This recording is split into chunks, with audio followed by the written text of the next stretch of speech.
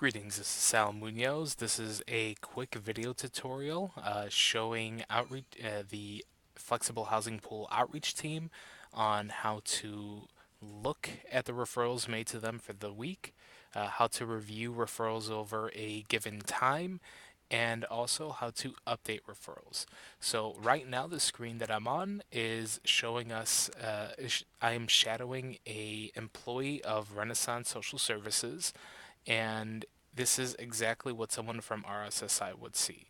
So one thing to note is that uh, any time that the flexible housing pool team at the Center for Housing and Health make a referral to the project, that referral is going to come right here in the counts report. And so when you click on this 22, you're going to be seeing several hyperlinked IDs that will take you straight to the client's profile. Now, given that there's live data in here, I am not going to be looking at those. I'm not going to open that up quite yet, just because even though it's simply IDs, I don't want to show any live client data. But what I do want to show is to show you how to edit the incoming referrals. So if you ever want to see what the incoming referrals for the week are, uh, you would want to change the select dates prompt right up here. So when they say this week, it literally means this week. It is looking at the start date of March 17th through March 23rd. And what you'll notice is that if you do this month, it's literally looking at the month of March.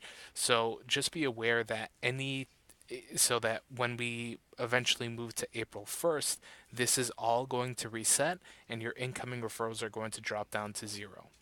Another thing to keep in mind is that even though you may answer certain referrals, those referrals may not necessarily tick down. So, of this 22 that we have for the week, let me go ahead and X out of here. Of these 22, even if I update the statuses on all 22 of them, it will still look like I have 22 clients in my incoming referrals. So there's no way to decrease them. It's more so just a way for you to keep track of any new referrals that are coming in for that day, that week, that month, whatever works for you. Now, another option in taking a look at referrals is to go to reports. And from reports, you have provider reports, click on referrals. And so provider, you'll select the appropriate program, and for us, it's going to be the outreach project. You leave it running on that provider only.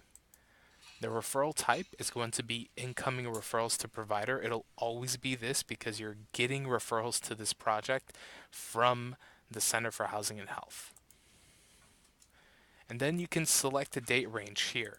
Um, so typically I would recommend leaving the referral outcome to all, just so that you don't limit any that are coming to you. But for the referral date, you can go ahead and change that to whatever you'd like. And then referral status, I'll change that also to all. We'll click on build report, and at that point, our report would be built out. I skipped that because I don't want to show any live client data once more. So again, the prompts that we had developed are a really good way of being able to pull data. Now let's go back. And so what would typically be showing here is are all the client details, the names, when the referral was made, etc.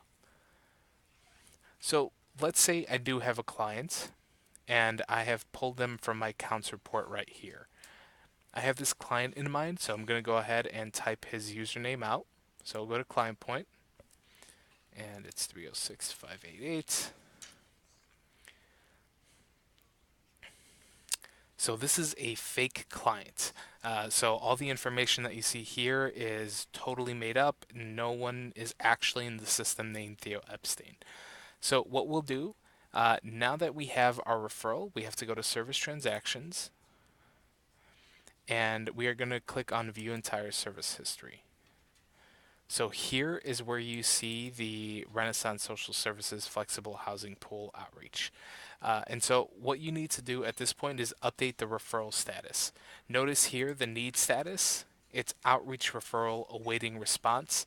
So essentially it's saying that the team that sent out this referral to our outreach team is awaiting a response. They need to see where we're at in the process with the client. So I'll go here, click on edit, and then you essentially just need to scroll all the way down. If you want to add notes, you would click on this pencil and then edit the note function right down here. But for right now, I'm going to skip that. So you'll go ahead, keep going down. If you need to backdate something, you would also want to indicate that here. So this referral went out yesterday, but let's say that it went out 5 days ago and I just did not have a chance to put it in there. So if it went out on 3/18, I can easily come in here and put in 3/20 if that is indeed when I was made, if that is indeed when the next step in the client's process was. This referral date is really there to help us build a timeline for how quickly clients are moving through this project. So it's pretty critical to ensure that the accurate dates are here. Now, one thing to keep in mind is that you can't have it be before the actual date of the need. So here, this referral was made to me yesterday, 3/21. If I tried to update this to be 3/18, 3/17, whatever it may be, it'll stop me because I cannot backdate something to before it existed. So we'll scroll down here, and for the most part, I'm going to leave this alone. So under need status, I'm going to click the drop down and I'm looking for anything that says FHP, and you'll notice that there's a lot of the purpose of this is to sort of show us where you're at in the process with the client.